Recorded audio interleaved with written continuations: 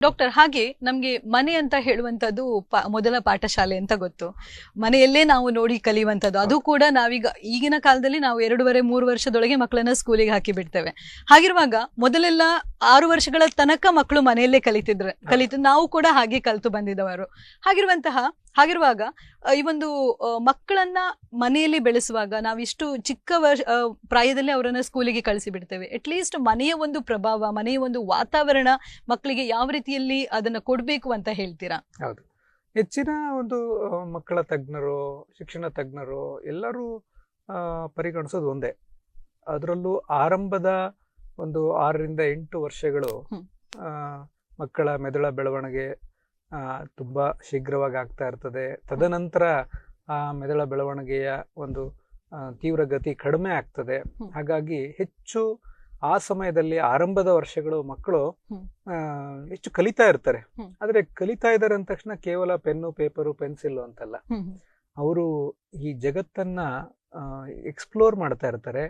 ಅವರ ಪಂಚೇಂದ್ರಿಯಗಳಿಂದ, ದೃಷ್ಟಿಯಿಂದ, ಸ್ಪರ್ಶದಿಂದ, ವಾಸನೆಯಿಂದ, ಸೊ ಅವರ ಶ್ರವಣ ಶಕ್ತಿಯಿಂದ, ಈ ರೀತಿಯ ಒಂದು ಬೆಳವಣಿಗೆಗೆ ನಾವು ಕ್ಲಾಸ್ ರೂಮಲ್ಲಿ ಗೋಡೆ, ಪೆನ್ಸಿಲ್ಲು, ಬುಕ್ಸು ಅಂತ ಹೇಳಿ ಲಿಮಿಟ್ ಮಾಡ್ಲಿಕ್ಕೆ ಆಗುದಿಲ್ಲ. ಹಾಗಂತ ನಾನು ಈ ಶಾಲಾ ಶಿಕ್ಷಣದ ವಿರೋಧಿ ಅಂತೂ ಖಂಡಿತ ಅಲ್ಲ. ಯಾಕೆ ಅಂತಂದ್ರೆ ಪ್ರಚೋದನೆ ಈ ಮೆದುಳಿಗೆ ತುಂಬಾ ಮುಖ್ಯ. ಬೆಳೆಯುವಂತಹ ಮೆದುಳಿಗೆ ಪ್ರಚೋದನೆ ತುಂಬಾ ಮುಖ್ಯ. ಆ ಪ್ರಚೋದನೆಯೇ ಇಲ್ಲದಂತ ಎಷ್ಟೋ ಮನೆಗಳಿಗಿಂತ ಆ ಮಕ್ಕಳು ಶಾಲಾ ವಾತಾವರಣದಲ್ಲಿ ಇರುವಂತದ್ದು ತುಂಬಾ ಉತ್ತಮ ಅಂತ ಅನ್ಸುತ್ತೆ. ಯಾಕಂದ್ರೆ ಈಗ ಕೆಲವು ಮನೆಗಳಲ್ಲಿ ಯಾರು ಇರೋದಿಲ್ಲ. ಆ ಪ್ರಚೋದನೆ ಅಂತಂದ್ರೆ ಈಗ ಕಣ್ಣಿಗೆ ಪ್ರಚೋದನೆ ಬೇಕು, ಕಿವಿಗೆ ಪ್ರಚೋದನೆ ಬೇಕು. ನಾವು ಹಳೆಯ ಕಥೆಗಳಲ್ಲೆಲ್ಲ ಅಥವಾ ನಮ್ಮ ಜಾನಪದ ಗೀತೆಗಳಲ್ಲೆಲ್ಲ ಈ ಲಾಲಿ ಹಾಡುಗಳ ಬಗ್ಗೆ ಕೇಳ್ತೇವೆ. ಅಥವಾ ಮಕ್ಕಳಿಗೆ ಬಣ್ಣ ಬಣ್ಣದ ಬಟ್ಟೆಗಳು, ತೊಟ್ಟಿಲಿಗೆ ಹಾಕಿರ್ತಕ್ಕಂಥ ಶಬ್ದಗಳು, ಗೆಜ್ಜೆ ಶಬ್ದಗಳು, ಎಲ್ಲದೂ ಒಂದು ವೈಜ್ಞಾನಿಕ ಹಿನ್ನೆಲೆ ಏನಿತ್ತಂದ್ರೆ ಆ ಮಗುವಿನ ಮೆದುಳ ಬೆಳವಣಿಗೆಗೆ ಬೇಕಾದಂತಹ ಪೂರಕ ವಾತಾವರಣ ಇತ್ತು.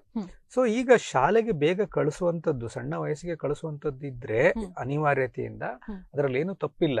ಆದ್ರೆ ಅದೇ ಅಂತಿಮವಲ್ಲ. ಮಗುವಿನ ಬೆಳವಣಿಗೆಗೆ ಅದು ಮಾತ್ರ ಅಂತಿಮವಲ್ಲ. ತಂದೆ ತಾಯಿಗಳು ಗಮನ ಇಟ್ಟು ಮಗು ಮತ್ತೆ ವಾಪಸ್ಸು ಮನೆಗೆ ಬಂದ ಮೇಲೆ, ಶಾಲೆಯಿಂದ ಬಂದ ಮೇಲೆ ಆ ಮಗುವಿನ ಈ ಪಂಚೇಂದ್ರಿಯಗಳಿಗೆ ಬೇಕಾಗುವಂತಹ ಪ್ರಚೋದನೆಯನ್ನ ಎಷ್ಟರ ಮಟ್ಟಿಗೆ ಕೊಡ್ತಾ ಇದ್ದೀವಿ ಅನ್ನೋದು ತುಂಬಾ ಮುಖ್ಯ ಆಗುತ್ತೆ.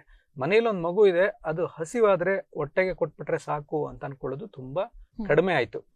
ಸೊ ಈ ಪ್ರಚೋದನೆ ಅಂದ್ರೆ ಏನಾಗ್ತದೆ, ಕಥೆಗಳಿರ್ಬೋದು, ಅಥವಾ ಚಿತ್ರಗಳಿರ್ಬೋದು, ಅಥವಾ ದೃಶ್ಯ ಮಾಧ್ಯಮದಲ್ಲಿ ತೋರಿಸುವಂಥದ್ದು ಇರ್ಬೋದು, ಅಥವಾ ಬೇರೆ ಬೇರೆ ರೀತಿಯಲ್ಲಿ ಈಗ ಹುಲ್ಲಿನ ಮೇಲೆ ಅಥವಾ ಸ್ಯಾಂಡ್ ಮೇಲೆ, ನೀರಿನಲ್ಲಿ ಹೊರಗಡೆ ಎಲ್ಲ ನಡೆದಾಡಿ ಅದರ ಮೂಲಕ ಅದು ಪಡೆದುಕೊಳ್ಳುವಂತಹ ಜ್ಞಾನೇಂದ್ರಿಯ ಇರ್ಬೋದು, ಸ್ಪರ್ಶ ಜ್ಞಾನ ಇರ್ಬೋದು. ಆಮೇಲೆ ಕಲ್ಪನಾ ಶಕ್ತಿ ವೃದ್ಧಿಗೊಳ್ಳುವಂತಹ ವಿಚಾರಗಳನ್ನ ಹೇಳುವಂಥದ್ದು. ಮಕ್ಕಳಿಗೆ ತುಂಬಾ ಪ್ರಶ್ನೆಗಳಿರುತ್ತೆ. ಅವರು ಪ್ರತಿಯೊಂದನ್ನು ಕೇಳಿದ್ರು ಇದೇನು, ಅದೇನು, ಅದ್ಯಾಕೆ ಹಾಗೆ, ಇದ್ಯಾಕೆ ಹೀಗೆ ಅಂತ ಎಂಡ್ಲೆಸ್ ಕ್ವಶನ್ಸ್ ಕೇಳ್ತಾ ಇರ್ತಾರೆ. ಆ ಕ್ವಶನ್ಸ್ಗೆಲ್ಲ ಉತ್ತರ ಹೇಳುವಂಥದ್ದು, ಸಾವಧಾನವಾಗಿ ಉತ್ತರ ಹೇಳುವಂಥದ್ದು. ಅವ್ರಿಗೆ ನಮಗೆ ಹೇಳಿದ್ದೆ ಹೇಳ್ತಿದ್ದೀನಿ ಅಂತ ನಮ್ಗೆ ಅನ್ಸ್ಬೋದು. ಆದ್ರೆ ಆ ಮಕ್ಕಳು ಅದು ಫಸ್ಟ್ ಟೈಮ್ ಅದನ್ನು ಕೇಳಿ ತಿಳ್ಕೊಂಡು ಅರ್ಥ ಮಾಡ್ಕೊಂಡು ರಿಜಿಸ್ಟರ್ ಮಾಡ್ಕೊಳ್ತಾ ಇರ್ತಾರೆ. ಸೊ ಅದಕ್ಕೆ ಬೇಕಾಗುವಂತಹ ವಾತಾವರಣ ಮನೆಯಲ್ಲಿ ಸಿಗ್ಬೇಕು. ನೀವು ಹೇಳಿದ್ರಿ, ಕೈಲಾಸಂ ಮಾತನ್ನ ಜ್ಞಾಪಿಸಿದ್ರಿ, ಮಕ್ಕಳಿಗೆ ಮನೆ ಪಾಠಶಾಲೆ ಅಂತ ಹೇಳಿ.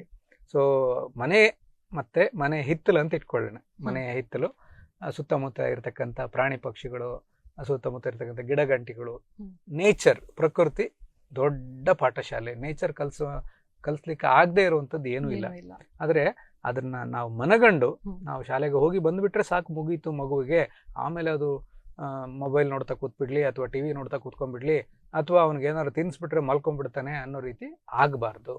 ಸೊ ಇಲ್ಲಿ ಪೋಷಕರ ಜವಾಬ್ದಾರಿ ಅಟ್ಲೀಸ್ಟ್ ಆರಂಭದ 6-8 ವರ್ಷಗಳು ತುಂಬಾ ಹೆಚ್ಚಿರ್ತದೆ.